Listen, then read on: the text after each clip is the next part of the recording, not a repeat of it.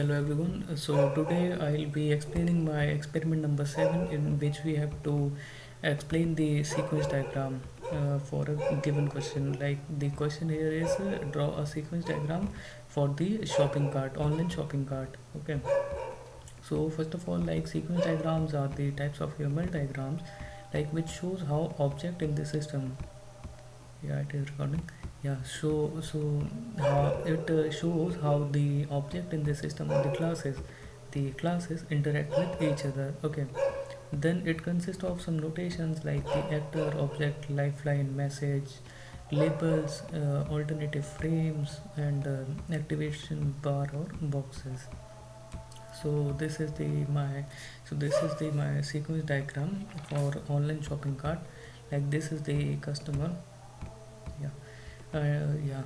So this is a customer, and this is the message, the create message. Like actually no, the notation. The messages can be of type like synchronous message, the asynchronous message, or I'll explain here clearly. And or yeah. So like this it can be of like messages can be like self messages, synchronous messages, reply messages. Okay. Like create message or delete message, so I use the create message here. So after this yeah, yeah. So after this customer created the shopping cart, then we'll further move on to the next object called the order.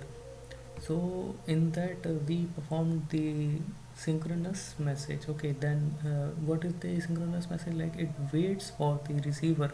Like the signal is, the message is sent from the sender to the receiver, so it will wait until the receiver receives the message.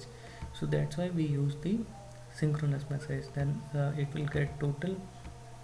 uh, then after that, after total, it will yeah, then after total, we will move to the other object, the products, from the order to project, which will get the price of each of the product which we have, which the customer have added to his or her shopping cart. Okay, so then this is called the reply back, or the reply message, or the return message. Okay, so then the product cost, the product which we have to purchase, the total cost will be sent by this product object to the again to the order object.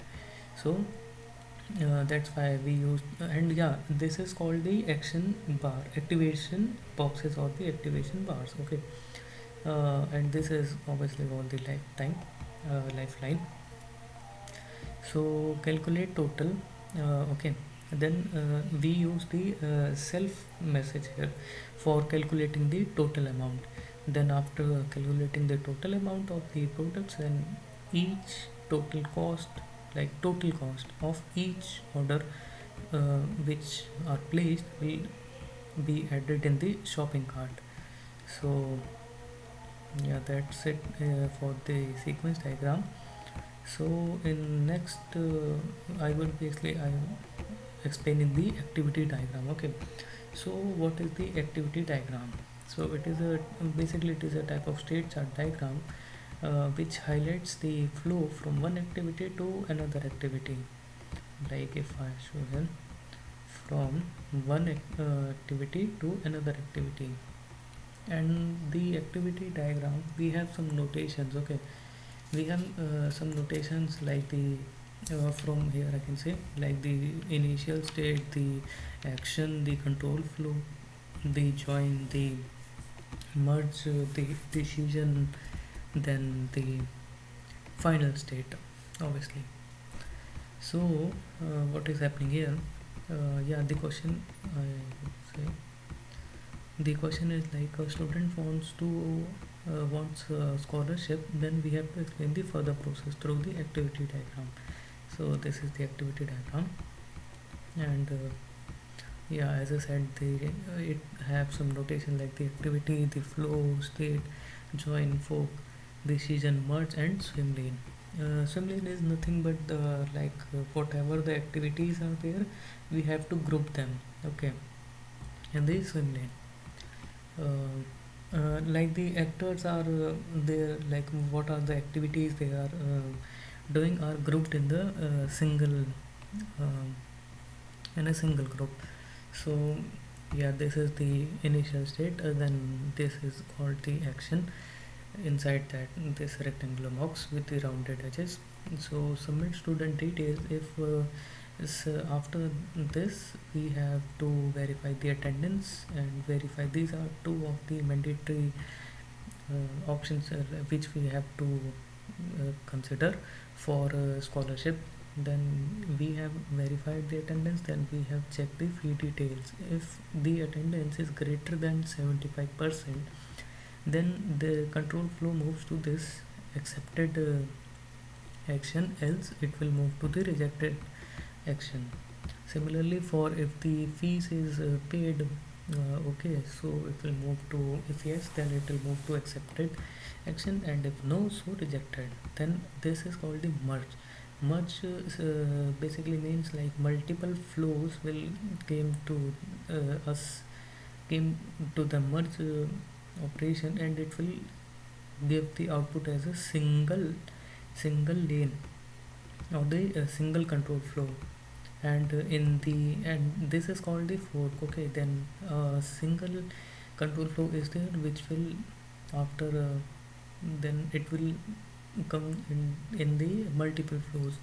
So this is called the join operation, and this is called the merge operation. And this is called the fork operation, and this is called the join. When multiple control flow will come, so it will produce the output as a single control flow. So after this, both of the are request are accepted. So if yes, then we can grant the scholarship. If no, then we don't grant the scholarship to the candidate. So this is the merge operation, as I explained. So merge operation, then finally to the control will be over the final state. So this was my so this was my activity diagram and the sequence diagram. So that's it in this video. Thank you for watching.